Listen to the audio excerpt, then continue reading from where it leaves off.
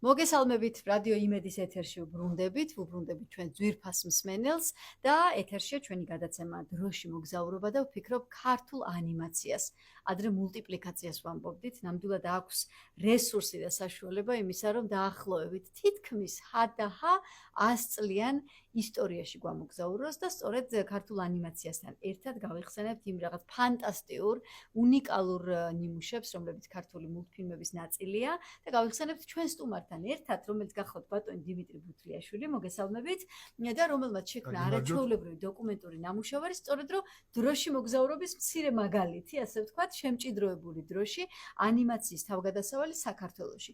ეს არის დოკუმენტური ფილმი, რომელიც პირველი დღიდან და პირველი ჩანახატიდან გაკეთებულ ანიმაციას დღემდე თანამედროვე მოჰყვება და საერთო სურათს გვთავაზობს. ბატონ დიმიტრი, გამარჯობა.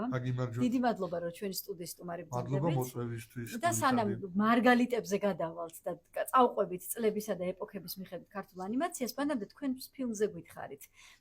საიდან გაჩნდა იდეა იმისი, რომ გაკეთებულიყო და მართლა ძალიან საჭირო ნამუშევარია, რომ 1 საათიან ნამუშევარში მართლა გადახედოს ადამიანმა ბოლო 100 წლეულის უმნიშვნელოვანეს ისტორიას, რომელიც ქართულ ხელოვნებას აქვს და დარჩა. მადლობა გულითადი კვლავ და კვლავ მოწვევისთვის. მოგაგებთ პატივს, მოგესალმებით, მივესალმებით თქვენს რადიო მსმენელს გულითადად. თემაც მართლაც საყვარელია. მე მგონი. ქართული მულტიპლიკაცია. თან ესეთი გულდასაწყვეტიც, რომ იმ გამოხატულებით ეხლა არ გვაქვს როგორც თქვა იყო უწინ ჩვენს ბავშვობაში თუნდაც. მაგაზე ვერი სხვა დროს. ეხლა ამაზე ვთქვათ, რომ სწორედ მაგიტო რომ ეს დალუცვილი ხელოვნების ეს გასაოცარი დარგი თვითონ თავად მულტიპლიკაცია სულ რაღაც დაარსებიდან სოფლიო გაგებით და მასშტაბით რაღაცა 120-ოდე წელს მოითვლის ცოტა მეც რაც ხელოვნების ეს დარგი როგორც კინემატოგრაფიული სახით წარმოჩინდა ადამიანების ცხოვრებაში და ნამუხდა ხელოვნების და მეცნიერების თანხვედრით და ტანდემით ფაქტიურად ადამიანთა თვალწინ ეკრანზე განხორციელდა და წარმოჩინდა ზღაპარი.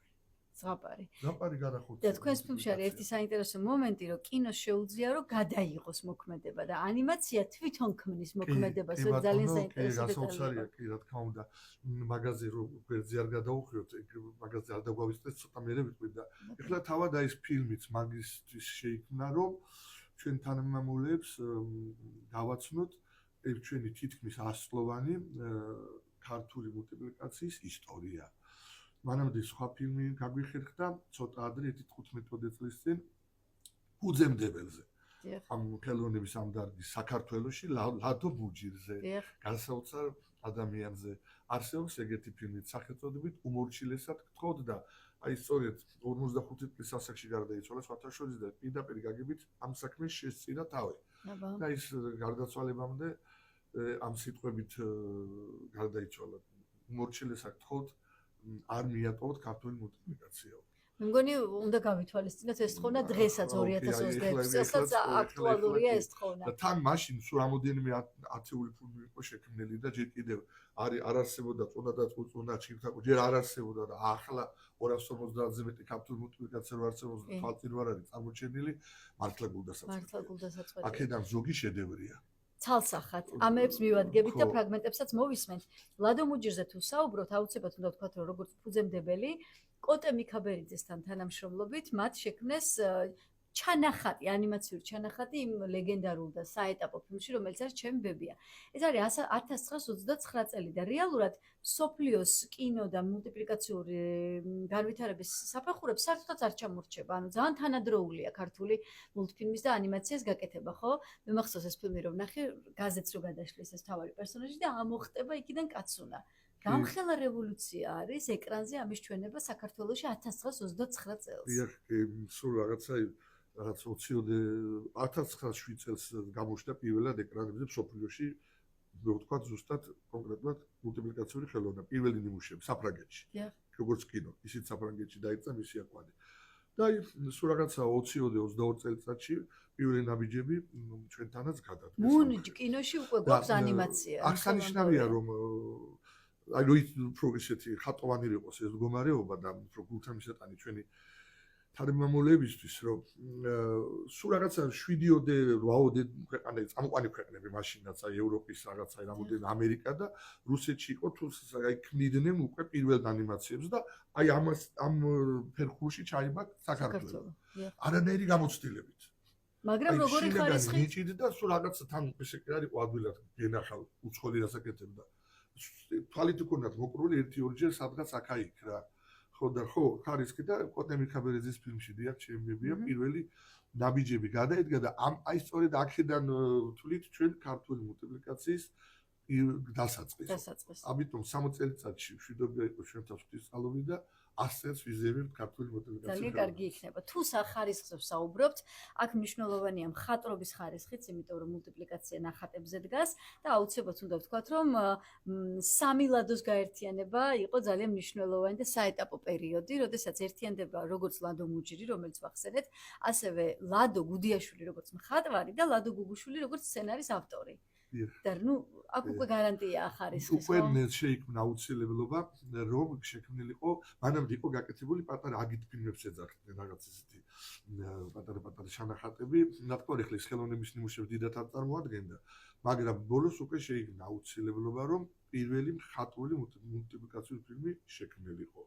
და შექმნეს კიდე დიდი წვალების შედეგად 1935 წელს და არგონავტები თან სიმბოლური არის არგონავტები რაღაც პირველი თავისებურად ეს ხელოვნება ხო ევროპიდან შემოვიდა და არგონავტებიც ხო რაღაც სიმბოლური თან მეორე დანიშნულება ჰქონდა რომ ნუ რა თქმა უნდა ისეთი პერიოდი იყო ქვეყანაში ისეთი სახელმწიფოებრივი წყობა ახლა არ დავკონკრეტები ყველა კარგად ვიცით მაგ პერიოდში როგორი მოთხოვნილებაც იქ იყო იმის მიხედვით და მოგეხერხებინა თუ გაგეკეთებინა შეგექმნა ხო და კარგად მოიფიქრეს ამათმა იმ პერიოდში ზუსტად მართლაც რეალურად ფოთის დიდ ლანდშაფტებზე ჭაობები დააშრეს და ამას მიეძღვნა ფილმი ჭაობა იმ ყოღოების ამების მოსპობას და სხვათა შორის მაგას ქართული ფილმი უჟმურიც ეძღვნება. კი, იმიტომ რომ მართლა ებეთილა საქმე გაკეთდა ახლა ფოთი რომ მოგწონს ახლა ის ტერიტორიები დიდი ნაწილი უსე ჭაობზე იყო და ხო და აი ჩვენი საყვარელი ეს ორი პერსონაჟი საყვალად კაცი და გოგო ერთმანეთში შეყვარებულები როგორ ებრძვიან ყოღოებს და რაღაც საშინელ არსებს. სხვათა შორის ამ გოგოს თქვენი ფილმიდან გამომდინარე ამ გოგოს ვიზუალური გამოსახულება რომ ვნახე, არ მქონდა მე ცალკე ეს მულტფილმი ნანახი. ძალიან ზუსტად არის, აი ისედაც მიხვდები რომ ლადო გუდიაშვილის დახატულია, ისეთი მოხაზულობა აქვს, ზუსტად ის სილუეტია, რაც გუდიაშვილის ხელწერაა. კი, ლადო მუჯიმა, ლადო გუდიაშვილი, მასწავლებელი იყო ლადო გუდიაშვილი, მისი ხატვის აკადემიაში სწავლობდა და სწავლა რომ გთხოვ დამეხმარეო. სხვათა შორის ერთობლივი იყო დახმარება იმ პერიოდში ცოტა ასე ვთქვათ იმ დროინდელი პიროვნებებისგან ზოგიერთი პიროვნებისგან ცოტა რაღაც ლადოს გუდიაშვილის ზოგმა რაღაცნაირად ცეთი დაუქნია 35 წელს. ხო და ამ ლადო მუჯირმა უთხრა მოდიო და კაი საქმეში ჩაგდაო და აქ რო კარგად ნახავ რომ ამ ხრივათაც მშვენივრად მუშაობო ამ მათთვის მისაღებათო ეს ციტებს აღარ იქნება ბილათო და ერთმანეთს დაიხმარნენ და აი პირველი მხატვრული მულტფილმის დადგმული მხატვარი არის ლადო გუდიაშვილი და ლადო გუგუშვილი კიდე ახლობელ სიძე იყო სხვათაშორის ლადო მუჯირის და ნიჭიერი კაცი იყო წერის კულტურა ჰქონდა და სცენარი ჩაბარდა და სამი ლადოს ფილმს ეძახდნენ ერთიც იყო პიერ ბონს ეგეთი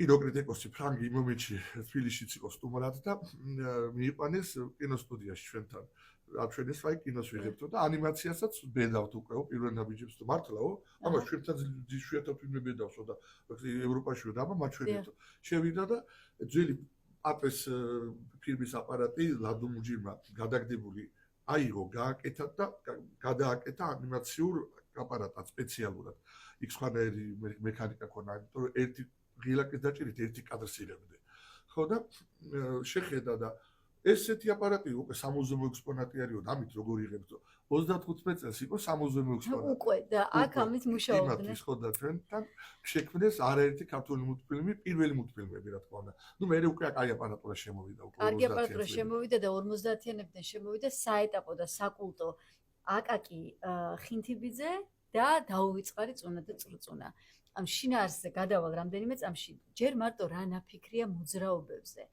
წრუწუნას ცეკვა, რომელიც შემდეგ პარალელში თქვენ ფილმში არის ჟორა შავგულიძის ცნობილ კინტაურთან, ქეთო და კოტედან, ხო? ან როგორი მოქმედებები, ან როგორი სიმსუბუქე და სირბილი აქვს თითოეულ პერსონაჟს, წრუწუნას გაბერილი ღიპიც კი რასაყვარელი, ანუ როგორ ხარისხზე ავიდა მულტიპლიკაცია და აი ჩანახატების კეთება. აგატი ხინთიბიძის დროს. მადლობა ამ კითხვისთვის. ნადო მუჯიმმა არ დასცადა ეგ წერანაც ახსენე 55 წლის ასაკში გარდაიცვალა და შექმნა 10-ოდე ფილმი, მაგრამ არ დასცალდა რომ აი აკადემიურ რანგში აიყვანა. კი არის მშვენიერი, თანდათან უფრო ხვეწავდა ყველა ფილმს, მაგრამ აი ეს სახე ასე ვთქვათ, მაშინ იყო გამიფებული დისნეის სტილი ასე ვთქვათ. დონე თითლებოდა დისნეის. თუ დისნეის დონეზე აკეთებდი, მაშინ ითვლებოდი მულტიპლიკაციას. ანუ დისნეი უკვე მეტრია. სოფლიო მეტრი იყო, სოფლიო. 70-იანი წლების, 60 წლის დასაწყისიდან თვითონ სოფლიო გამოვიდა, ასე ვთქვათ, ამგვარი იმიდან, მატუხებიდან, თუმცა მე უკვე აუცილებელი იყო გამოსვლა სხვა სახების შექმნა, სხვა ფორმების. მაგრამ ერთი პერიოდი აპირა ბატონობდა რა და ჩვენთანაც აუცილებელი იყო და ეს შეძლო აკაკი ხინთიბიძემ. კინოში იყო ჩვენი ძვირფასი აკაკი ხინთიბიძე, ბევრს ახლა ჩვენი თაობის ადამიანებს შევახსენებ, საოცარი ფილმი იყო დაკარგული 60. იქ მიხელა კალმახილიძის როლში რო არის. კალმახილიძის როლში. კი. ვინც ვითომ რო გარდაიცვალა. ვითომ რო გარდაიცვალა. აი ეგ არის აკაკი ხინთიბიძე. ეგ არის აკაკი ხინთიბიძე. ეგ წამოვიდა მე სხვა ფილმებშიც აი ეგ დაიყო შეკითხოს როლში აი. მულტიპლიკაციაში მოღვაწეობა. და გადმოსთხოვა მოდი 59 წელში გადმოვიდა მულტიპლიკაციაში და შექმნა ეს გასაოცარი შედევრები, რომელიც ავიცი ჩემთვის ყველა მეტრია ქართული მუსიკაციის.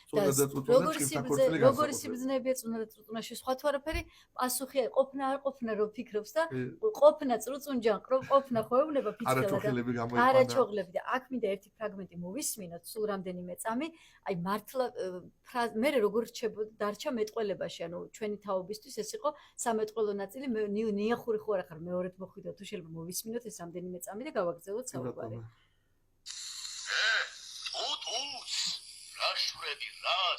ნიახური ხომ არ ახარ ამ ქვეყანაზე მეორედ მოხვიდე რა ნაფიქრია სცენარზე, ფრაზეოლოგიაზე, გახმოვანებაზე, ეს ყველაფერი ხო კომპლექსური ხელოვნებაა და როგორი ხარისხია. გენიალური. თავისი მთელი სამსახიობო ნიჭი და რეჟისორიც იყო ამავე დროს განახორციელა, ჯერ კინოშიც იყო რეჟისორი და განახორციელა გასაოცრად ამ საქმეში და თავისი მისი მეგობრები იყვნენ შავგულიძე, ჟორა, ბასო გოძიაშვილი, მოდიოდნენ და დადგებოდნენ შუაში, გარშემო მულტიპლიკატორები დაждდებოდნენ, ესენი ცეკვავდნენ, მოძრაობებს აკეთებდნენ და იმის მიხედვით ხატავდნენ ანიმატორები. ანუ რა ხალხი ყავდა როგორც მოდელი ასე ვთქვათ და როგორც ნატურა. კაჭკაჭს ზესილია თაყვაშვილი ახმოვანეს. კაჭკაჭს. იმაში. თივთაყვაშვილი. ხო და ვასო გოძიაშვილი არის წონათუწონაში აი ლექსით რომ იმართავს დატყვევებულ წუნას. ვინ წამართვა შენი თავი? ასეთი მსახიობების ჩართულობაც განაპირობებს იმას, რომ ამ დონის გახმოვანება და ამ დონის მუსიკალური ნომრები დატოვა ქართულმა მულტიპლიკაციამ, არა? დიდი როლი აქვს საერთოდ კინოში და ქართულ კინოში და ქართულ მულტიპლიკაციაშიც. ყველაზე უდიდესი წვლილი აქვს შეტანილი ჩვენს უბადლო და უსაყვარლეს მერი დავითაშვილს. ნამუშევრები. მას 35-მდე ანიმაციურ ფილმზე აქვს ნამუშევარი წლების განმავლობაში. მერე ჩაერთვნენ ჩვენი ჯანო კახიძე. აი, კი ბატონო. ზუსტად თემატურად საზამთროზე გადავიდეთ.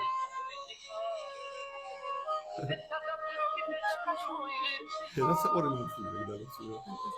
ხოდი თოჯინური მულტიპლიკაცია. შენ თოჯინური მულტიპლიკაცია ხონდა.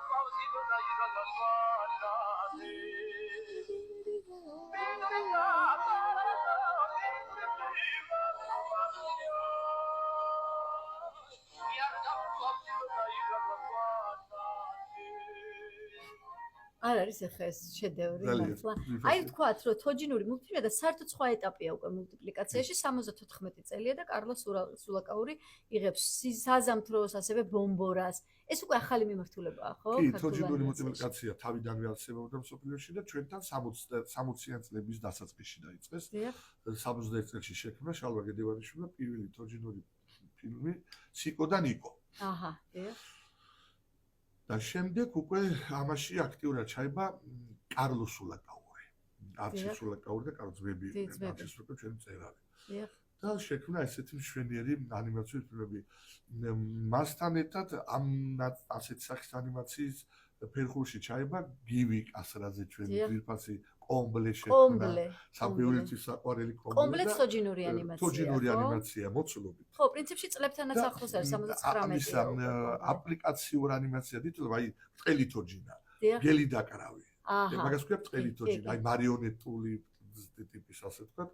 ბრტყელი მარიონეტს დიახ, ვეძახდით რა, დიახ. ხო, ზაფხებზე არ არის ანიმაციურად მოძრაობა. ანიმაციურად მოძრაობა. ხო და გელი და კრავი შეხრჩენ ბატონი. ესე იგი, კასრაძეები, გივი კასრაძე და გოგი კასრაძე. ხო, გივი მოგვარები, კასრაძის არის მოგვარები. კომბლე, უბრალოდ მოგვარეები იყვნენ, ხო? და გოგი კასრაძის ასევე არის გოგი გუდა გუდა და კასრაძეს თოჯინური გელი და ანიმაციის ერთ-ერთი ნოვატორი და დამწყები იყო ძვირფასი ფილმების შემქმნელი, მაგრამ განსაკუთრებით ჩვენს მაყურებელს უყვარს მისი ნახატი ფილმი ჩვენი საყვარელი მეწვიმად მოვალ. ო, უყვარს თუ ეს არის ბავშვობის სიყვარულია, ბავშვობის ტრამვა, ბუნდაცოლის ფანტასტიკა, კი. ნუგზარ ყვაშალის ნამღერი და კი, რამდენი ბატონო. წელი გავიდა გოგი და კასრაძისა. დღემდე ვთხოვთ ხოლმე ბატონ ნუგზარს და დღემდე შერქმეული აქვს ეს სახელი კი. ჩვენი გუდა გუდა ასე ვთქვათ, ხო? კი. მაგრამ მოდით კომბლეს მიუბრუნდეთ, რატომ იცით რომ ჯერთი ნამუშევარი როგორი და იგივენაირად ეს გახმოვანების პერსონაჟების შექმნის და სიმღერების სტანდარტი როგორ არის რამაზ ჩხიკვაძის რაღაცა ფეიერვერკია კომბლე. კი, ნამდვილად. გამაჩხიკვაძის ხათაშორის უსაყვედურეს ერთხელ რომ რა იყო შედალოცილი ამ ხელმსახვევი კაცი ხარ და მუთფილმებში რაღაც თოჯინებს ახმოვანებენ. ახმოვანებენ. აბა შედალოცილი იხვებებდებატები თავის თავს გახმოვანებენ. ხო და ანუ აი რამხელა ხარისხზე იყო აყვანილი და რამხელა მნიშვნელობა ჰქონდა უნიკალური ქართული გახმოვანება. ფილმის დამზადებას. როგორც ფილმის გადაღება იგივენაირად, ხო? კი, რა თქმა უნდა. როგორ შეიძლება ეს არ მოვისმინოთ? არა, ეს არა. ეს სიზმარა. ეს სიზმარა.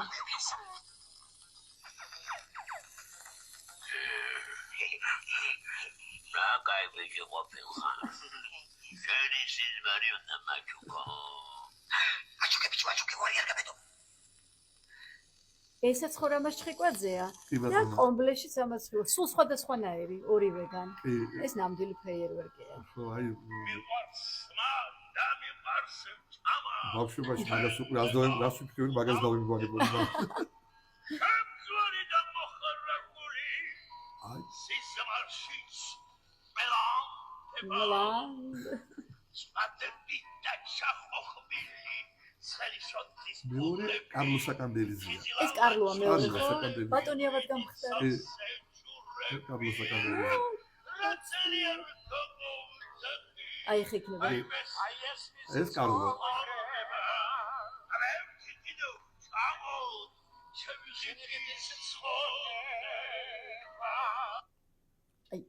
მერე უკვე ჩემ დრო თავზე რო ვიცი. გადის, შეიძლება მულტფილმი მთლიანად აღარ ნახოს ადამიანმა, მაგრამ ეს ნომრები რჩება.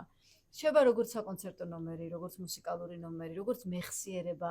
ეხლა რა უნდა იყოს, რომ ჭამასმაზე საუბარი ჩამოვარდეს და ჩვენ, ვინც ამას მულტფილმზე გავიზარდეთ, არ გაგვახსენდეს ეს ტექსტი. იგენაცვალა ისე მუსიკას რო დაუბრუნდეთ. ბასილაიამ მუსიკალური აი ისე სოფლის მასშტაბებლები მათ შორის გია კანჩელს აქვს არაერთ მულტფილმზე ნამუშევარი. ნუ ჯანო კახიძე ვთქვით და უამრავ ჩვენ უმაღლეს დონის კომპოზიტორებს ვაწაძეს, დასიძეს, ცინცაძეს და სხვებს, მაგრამ ყველაზე მეტად მერი დავითაშვილს და თან რა არის კიდე ვიცი რომ ეროვნულია ძალიან ქართული მუსიკაცია ხშირად ქართულ ზღაპარზე არის ან ქართულ იგავარაკზე. აი ესეთ გასაოცარი მულტფილმი არის ერთ-ერთი რანინა. რანინა, დიახ. ჯანო არ არის კახიძის იმდენად პოპულარული არ არის როგორც ახლა ესე. არა, საოცრება, არაჩვეულებრივი მულტფილმი არის, ხო, უნდა მეთანხმებით. ეს მუჭანახევარას რაღაც თავისებური ეკრანიზაცია, გასაოცარი რამე არა. დიახ. და ზოგადად იდეები, აი რა იდეების მატარებელი იყო ეს ნამუშევრები, ხო? რამხელა ჰუმანიზმია ჩადებული, იუმორის უმაღლესი დონე. როგორი სიკეთეა თვითონ ამ ვიზუალიდან, რასაც უყურებ, როგორი რაღაც სიკეთე და დადებითი ენერგია მოდის. და აი საბოლოო ჯამში რო ვფიქრობ, რამ გადაწონა და რატო გახდა ესეთი აფეთქებული ეს ტალღა და ეს წლები რა რით გახდა ქართული მულტიპლიკაცია, რომელი კომპონენტით ვერ ვხვდები. ალბათ ყველაფერი ერთად და მთელი სინთეზი. აი იცი რა აი ესეთი დაზრი დომინირებს რომ თემ სოფლიოშიც და ჩვენთანაც აი განსაკუთრებით 60-იან 70-იან წლებში რაღაცა ნიჭიერების მოზუარება იყო რა. სხვადასხვა მხრივ. ყველა და მულტიპლიკაციაში ჩვენთან. მუსიკაში სამსახიობო მანამდეც რა თქმა უნდა საწყისი კიდან იყო ახლა უცბად კომენტარზე თქვა ჩამორიდეს ნიჭიერების რაღაცაზე, მაგრამ მაგდროს რაღაცა ის იყო რაღაც სიუხვე და აი ამ სიკეთე მოიტანა რომ ნიჭიერი ადამიანების თანქვედრა იყო ერთად თანამშრომლობის საშუალება იყო. დიახ. წელიწადში ჩვენთან ქმნიდნენ 8-9 მულტფილმს. აჰა და როგორი სახელმწიფოს დახმარება. როგორი რთული საქმეა და ხო, მოიხლა, რამდენი ეს უცბად არა, ადამიანი ამ ანიმაციის თავიდან არა. დახატვა, თვითონ მოძრაობა. თავიდან 4 მულტფილმს, მერე 50-იან წლებში 5-6 მულტფილმს, მერე 7, მერე უკვე 8-9-საც 60-იან 80-იან წლებში. 80-იან წლებში საერთოდ ახალი თაობა შემოვიდა. ეს ბაბაჯანა, ბატიტას იყო, აი ესენი გელა კანდელაკის ჯგუფი იყო. ლადო სულაქველიძე, დათო თაყაიშვილი, დათო სიხარულიძეს იყო ეს ბაბაჯანა, ბატიტას იყო. ბატიტას იყო და დათო მედია სიხარულიძე. ჯაფარიძე ახმოვანებს იქ და ფანტასტიკური. დოდლაბაშიძე და ირაკლი უჩანიშვილი და აი რა ხალხი არის დაკავებული. ხო და მედია მე გაბრაზებული ქაბატონ მედია რომ ხე ბატაც როგორ გამიყვანეთ გამეტანი. ხო, მაგრამ ამ ხალხის ჩართულობა ისევ და ისევ ხარისხზე მიუთითებს. და დღემდე ანიმაცია რჩება ერთ-ერთ ყველაზე ძვირადღირებულ დარგად, ხო, მუშაობის. მიუხედავად იმისა, რომ ბევრი რამე გაციფრულდა. და აი მაშინ აი ეს რაოდენობა მაინც იდებოდა, ასე ვთქვათ. სრულდებოდა ნორმა და ხო, რაღაცა წელიწადში. სიკეთე და თანადგომა იმ დროს სახელმწიფოსგან და ეს შედეგზე აისახებოდა, ხო? კი და ნიჭიერი ხალხი, იცით რა, მულტიპლიკაციას განვითარება. დიახ. განვითარება მოჰყვა მულტიპლიკაციას ხატრული გაგებით. ჩვენთან და ირგვლივ საერთოდ. აი იგივე ის დისნეი რო ნახეს უკვე ძალიან შტამპური სახე მიიღო, მოიზიდეს ახალი მხატვრები. სხვანაირი მხატვრობა მოინდომეს და დააპირეს ანიმატორებმა, მულტიპლიკატორებმა, რომ სხვა სახის მხატვრობა აიმოძრავებინათ. იმას სხვა მოძრაობა ჭირდებოდა. სხვადასხვა ნახატს, იმას თავისი ესთეტიკა მოძრაობის. და რა არის მულტიპლიკაცია? მულტიპლიკაციას ეს გამონათქვამი არის. მულტიპლიკაცია არის მეცნიერება, რომელიც სწავლობს მოძრაობის საიდუმლოს. რა საინტერესო გამოთქმა. კი, მოძრაობის საიდუმლო, მართლა ასე. მოძრაობის საიდუმლო ადამიანები არ უკვირდებით ჩვენ მოძრაობას. როგორ მოძრაობდა? ისინი უკვირდებიან და ხატავენ ისინი ყველაფერს. უკვირდებიან და აი როგორი საოცარი ყველანაირი ტექნიკური საშუალება გამოიყენეს, რომ ეს განევითარდეს. დისნეის ისე ვიმეორებ უდიდესი წვლილი აქვს სოფლიო მულტიპლიკაციის განვითარებაში. საერთო სტანდარტი როგორ ასწია მაღალ მოძრაობა რომ რაღაც გასაოცარი მშვენი იყო, ეს მხატვრობა, ეს გაპრულის ატმოსფერო შექმნა და არც ხება შექმნეს ნაკლები სხვადასხვა ქვეყნის მულტიპლიკატორებმა და მათ შორის ჩვენმა საქართველოსმა, რომელზეც დღეს ვსაუბრობთ დღევანდელ გადაცემაში და რომელიც დაბრუნების იმედიც არის. არის იმედი. აი იმედზე ვარ კაკრას ახლა. ხო და აი იმედმა მოგცეს ამის იმედი, ასე ვთქვათ, სიტყვებით ვითამაშოთ, რომ მართლა რაღაცა ქართული მულტფილმების და ქართული ანიმაციის აღორძინება დადგეს კიდევ ერთხელ და ერთ საინტერესო დეტალს ვეტყო ჩვენ მსმენელს, ბატონ დიმიტრის ფილმში არის ესეთი რამ, რომ მიუხედავად იმისა, რომ მულტფილმების ავტორები უმეტესად მამაკაცები არიან, ოპერატორები უმეტესად არიან ქალები. ეს იყო ძალიან დიდი აღმოჩენა და საინტერესო კიდევ ერთი დეტალი ჩემთვის. დიდი მადლობა ამ ფილმისთვის და დიდი მადლობა ჩვენთან სტუმრობისთვის. დიდი მადლობა დიმიტრი ბუტიაშვილი გახდათ ჩვენი გადაცემის სტუმარი. ამ თემაზე საუბრისთვის. შეჩავთვალოთ, რომ დაწყებული საქმე ნახევარი საქმეო და დავჩავთვალოთ, რომ ეს რაღაცა ყინულის დაძვრას მოგცემს, მათ შორის ეს საუბარის თუნდაც, რომ ჩვენ თალოცვილ თანამემამულეებს, დიდებს და პატარებს რაღაც გარკვეული სახით იქნება აუცილებელია. კვირაში ერთხელ მაინც დაუბრუნდეს მედია საშუალებების მულტიპლიკაციური ხელოვნება. როგორ მიყვარდა და ის მე რომ ჩვენ ეს თანმოდი ტელევიზორში თვითონ გადაწყვეტენ რა მოიწონებათ იმ ნამუშევართაგან და რა არ მოიწონებათ. მოეწონებათ, დარწმუნებული ვარ. მადლობა, დიდი მადლობა ჩვენი გადაცემის გამეორებას მოისმენთ ხვალ საღამოს. ამ კვირის დროში მოგზაურობა ქართული მულტიპლიკაციის თითქმის 100 წლიან ისტორიაზე მოგიყვებოდათ. დიდი მადლობა ყურადღებისთვის.